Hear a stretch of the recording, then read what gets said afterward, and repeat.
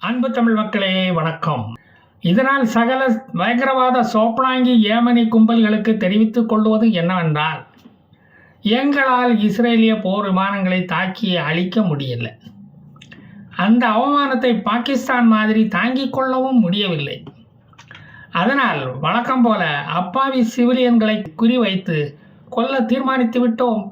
ஒன்றுமறியா அப்பாவி மக்கள் உயிரை விடுவதற்கு அவர்கள் தயாராக இருக்கும்போது நாம ஏன் கவலைப்படணும்?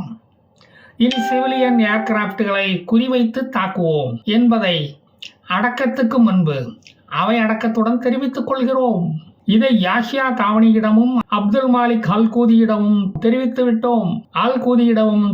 விட்டோம் என்பதை தெரிவித்துக் கொள்கிறோம். உயிரை துச்சம் என நினைக்கும் ஹூத்திஸ் படைகள் வேட்டிய மடிச்சு கட்டிக்கிட்டு பின்னால ஓடி வாங்கப்பா, மற்றவர்கள் புறமுதுகிட்டு ஓட தயாராகி கொள்ளுங்கள்.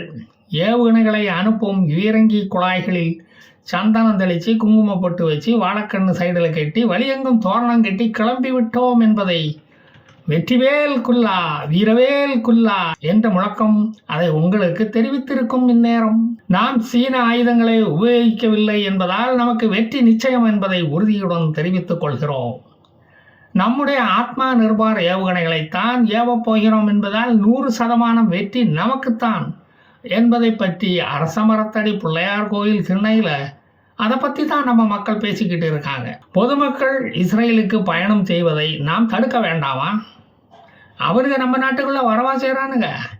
நம்ம நாட்டுக்கு வராத டூரிஸ்டுகளுக்கு தக்க பாடம் கற்றுத்தர வேண்டாமா?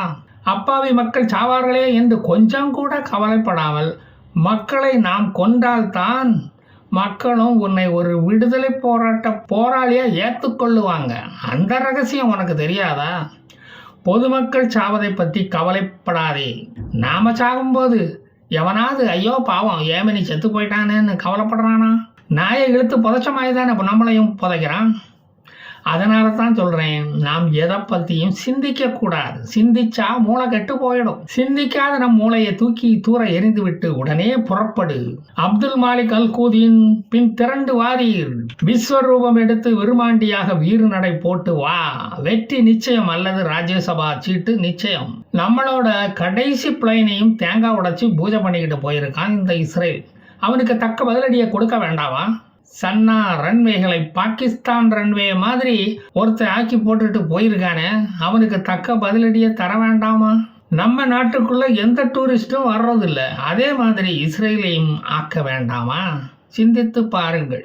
அதனால தான் சொல்றேன், அப்பாவி டூரிஸ்டுகள் வரும் சிவிலியன் விமானங்களை தாக்கி நமது அரிப்பை போக்குவோம். அப்பாவிகளை கொண்டு நம் இஸ்லாம் வளர்த்து எவ்வளவு நாளாச்சு.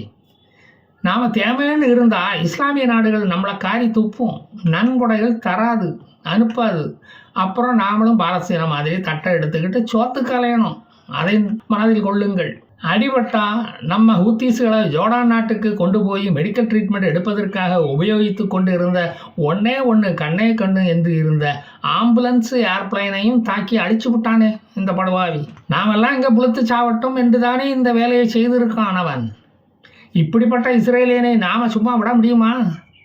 அதனால தான் சொல்கிறேன், அடலேரே புறப்படு, மதரசா மடலேரே மருளாமல் வா, வெகுண்டு வா, வெடிகுண்டு கொண்டு வா, அல்லாஹ் அழைக்கிறான் அஞ்சாமல் வா, சொர்க்கம் நிச்சயம்.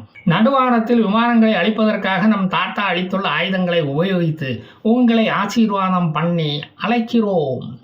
உன் கழுத்தில் மாலைகள் வந்து விழும், அதோடு மலர் வளையங்களும் வந்து உன்னை அலங்கரிக்கும்.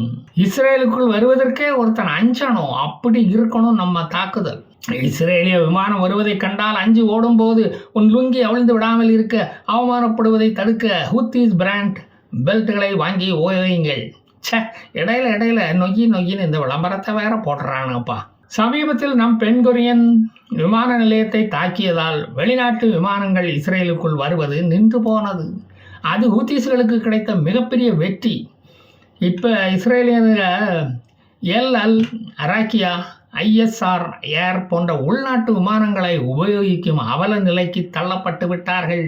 அது நமக்கு கிடைத்த வெற்றி இல்லையா? வெளிநாட்டு விமானங்களில் பயணிக்க வேண்டும் என்ற அவர்களது ஆசையில் திராவிட மண்ணை அள்ளி நாம போட்டுட்டோம். அதை நமது வெற்றியாக நீ பார்க்க மாட்டையா? விமானங்கள் எரியும் போது கரும்புகையத்தான் கக்குகிறது. ஆனால் சொல்கிறது என்னமோ விமானங்களுக்கு நாங்கள் ஒயிட் பெட்ரோல் தான் போடுறோன்னு. இவனுக்கு சொல்லுவதெல்லாம் சுத்த பொய் என்று தெரியவில்லையா? இப்படி நம்மளை ஏமாற்றி வைத்து இருப்பதெல்லாம் யார்? எல்லாம் திராவிட இஸ்ரேலியனுங்க தான். ஒருவேளை தமிழ்நாடு மாதிரி கள்ள பெட்ரோல் காய்ச்சி விற்கிறாங்களோ என்னமோ. இந்த காலத்தில் எவனையுமே நம்ப முடியலப்பா. சன்னா நகரை தாக்குவதற்கு முன்பு அங்கு இருந்த பாரம்பரியமிக்க நினைவு சின்னங்களையும் அழித்துவிட்டு போர் சேதங்களை நினைவு சின்னமாக வைத்துவிட்டு போயிருக்கான் இந்த இஸ்ரேல். அவருக்கு ஒரு நினைவு பரிசு நாம கொடுக்க வேண்டாமா? நாம சிவிலியனை தாக்கி பதிலடி கொடுப்போம். நினைவு சின்னங்களை அப்பாவி மக்களை கொன்ன மாதிரி கொன்னு போட்டுவிட்டு சென்று இருக்கியே, இது அப்பாவி மக்களை கொன்ன மாதிரி நாங்க கடந்து போக முடியவில்லை, கடந்து போகவும் மாட்டோம். அங்கேயே நான் நின்றுகிட்டு இருப்போம் அடுத்த இஸ்ரேலிய பிளேன் வானில் தெரியும் வரை. ஈரான் தாத்தாவை பார்க்க நாங்கள் வச்சுக்கிட்டு இருந்த ஒரே விமானத்தையும் நாசம் பண்ணிவிட்டு போய்விட்ட உன்னை நாசம் பண்ணாமல் நாங்கள் போய மாட்டோம்.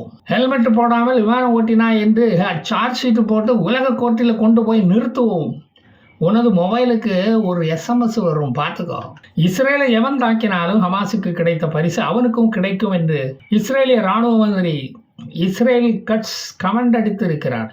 ஐநாவிடம் கையேந்துங்கள், அவன் இல்லை என்று சொல்லுவதில்லை, சோறு இல்லை என்று சொல்லுவதில்லை, இன்று உங்களையும் நாங்கள் பாட வைப்போம் என்று சொல்லியிருக்கிறார் அவர்.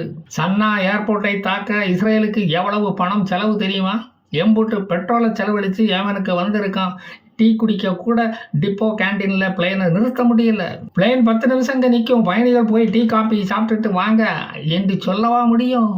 சன்னா ஏர்போர்ட்டை துவம்சம் பண்ணிக்கிட்டு வீட்டில் போய் நாம் குடிக்கிறோம் பாரு ஒரு டீ, அந்த டீ டேஸ்ட்டே தனி தான். வா தாஜ், வா தாஜ் டீ அப்படின்னு சொல்ல மாட்டோம், வா டீ நானா என்று தான் சொல்லுவோம். அதுதான் இஸ்ரேலில் ஃபேவரைட் டீயாம்.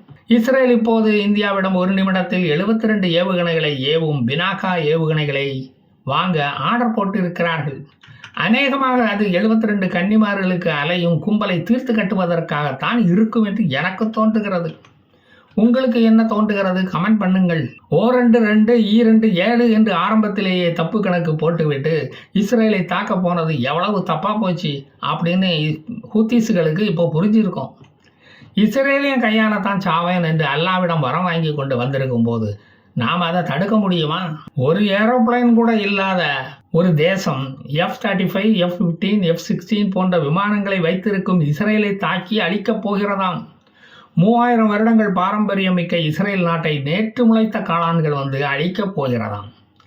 எங்களுக்கு எல்லாம் ஏற்கனவே சின்ன பிள்ளையா இருக்கும்போதே ஏமாத்தி காது குத்தியாச்சு. உனக்கு காலை தூக்கி ஒன்றுக்கு குத்த சொல்லி கொடுத்ததே நாங்கள் தான். என்கிட்டே வந்து உன் சவால்களை விடுறியா? யாகியா சாரி பேச்சை கேட்கறதுக்கு ஒரு கும்பல் இருக்கு, அங்கே போய் சொல்லு. மண்டையை ஆட்டி ஆட்டி கேட்டுக்கிட்டு இருப்பானுங்க. பென்குரியன் ஏர்போர்ட் பக்கத்திலேயே ஏவுகணைகளை விட்டு 4 மில்லியன் இஸ்ரேலிய மக்களை பாம் ஷெல்டரை நோக்கி ஓட வைத்தோம். அது நமக்கு கிடைத்த வெற்றி, மாபெரும் வெற்றி. அடுத்த ஓட்டத்துக்கு ஏமனி மக்களே நீங்கள் தயாராகி கொள்ளுங்கள், அவன் திருப்பி தாக்குவான் இல்லையா? சரி மக்களே, இந்த மிக்கி மவுஸ் விளையாட்டை பற்றி மறுபடியும் நான் வந்து சொல்லுவேன். இப்போது சென்று வருகிறேன். ஜெய் ஹிந்த்.